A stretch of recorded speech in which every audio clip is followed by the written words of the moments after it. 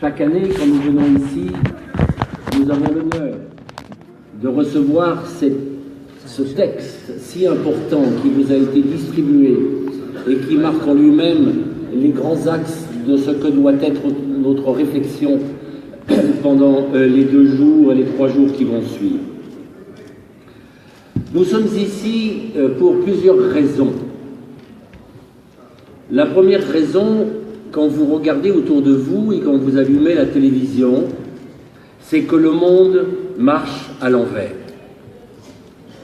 Quand nous avons assisté à la chute du communisme en 1989, nous pensions que plus rien ne pouvait être source de conflit et source de guerre. Eh bien, c'est le contraire qui se produit. Il y a des chefs d'État échevelés dans le Pacifique qui jettent des missiles nucléaires à la mer. Il y a des campagnes électorales de grands pays démocratiques qui tournent à la farce. Il y a des pays européens de l'Union européenne qui réarment, qui mobilisent leurs troupes. Mais où va-t-on? Eh bien, nous sommes ici parce que le Maroc est un exemple et que depuis un millénaire, il existe ici une dynastie composée de souverains visionnaires qui ont assuré que ce pays se développe, s'épanouisse dans la stabilité, dans la sécurité. Et lorsque vous regardez sur la carte du monde les pays où les ministères des Affaires étrangères conseillent les voyageurs, vous vous apercevez que le Maroc appartient à la zone verte et qu'au Maroc, on est bien et on est en sécurité. C'est la première raison pour laquelle nous sommes ici. Nous sommes ici parce que le monde est égoïste.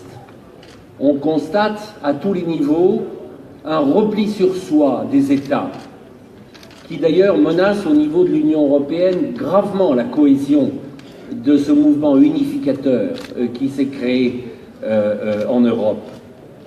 Eh bien, le Maroc, lui, il est généreux. Il est généreux et il s'ouvre d'une manière chaque jour plus importante au monde et au malheur du monde. J'ai personnellement accompagné l'indépendance du Soudan du Sud. Nous avons beaucoup travaillé pour que le Soudan du Sud devienne indépendant. Et depuis que le Soudan du Sud est indépendant, le malheur s'est abattu sur ce pays. Et aujourd'hui, on assiste à un véritable génocide au Soudan du Sud. Quel est le chef d'État qui a pris une initiative fondamentale?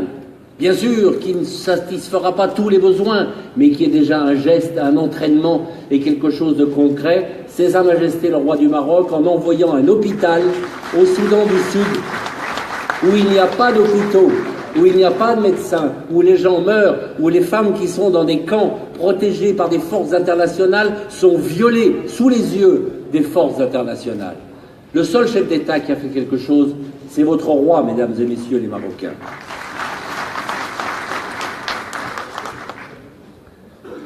Nous sommes ici parce que les pays riches apparaissent déstabilisés de manière très surprenante. Nous voyons une corruption se développer qui accompagne un appauvrissement des populations. Et le Maroc, mesdames et messieurs, là je parle à nos visiteurs, à nos invités, le Maroc n'est loin d'être le pays le plus riche de l'Afrique. Le Maroc n'a pas de pétrole.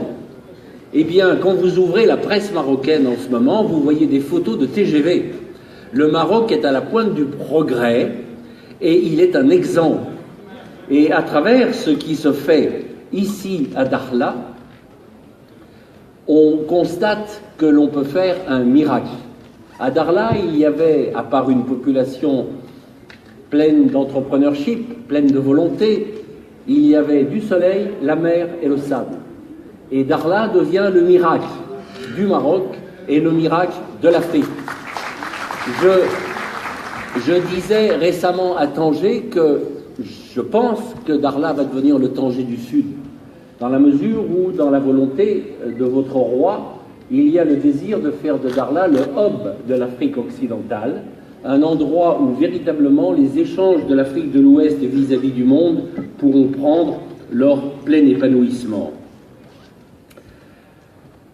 Alors que l'Afrique désespèrent bien souvent. Nous sommes ici parce que le Maroc ramène l'espoir, et à travers toutes les entreprises qui sont faites, et notamment les visites royales et la mise en place d'une coopération étroite avec les pays subsahariens, on constate que le Maroc ramène l'espoir.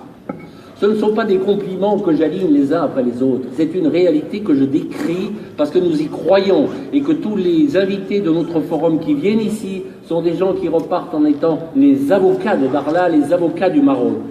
Il y a des initiatives qui sont très importantes. Et depuis 3 ans, grâce au soutien et à la haute sollicitude de Sa Majesté et à l'énergie que nous déployons, c'est le monde entier qui se retrouve ici. Encore aujourd'hui, nous avons 1 millier de participants représentant de nombreux pays, de nombreuses organisations internationales, et c'est bien parce que nous savons que l'ouverture de Dakhla s'est faite complètement. Et puis n'oubliez pas que le Maroc va vers l'Afrique aussi, et je dois saluer le retour du royaume dans l'Union africaine, qui est un retour structurant. L'Union africaine a été pendant des années l'objet de manœuvres politiciennes de fond de citerne, et aujourd'hui, avec le Maroc qui arrive et sa sagesse, nous allons véritablement construire une organisation internationale qui soit à même de faire face aux grands défis que connaît le continent africain. Et puis, le Maroc va aussi vers la CEDEAO, et c'est bien, parce que la CEDEAO, c'est la communauté économique des États de l'Afrique occidentale, et le Maroc étant parmi les tout premiers investisseurs en Afrique occidentale, il est bien normal qu'il y trouve une place, et la place qu'il mérite.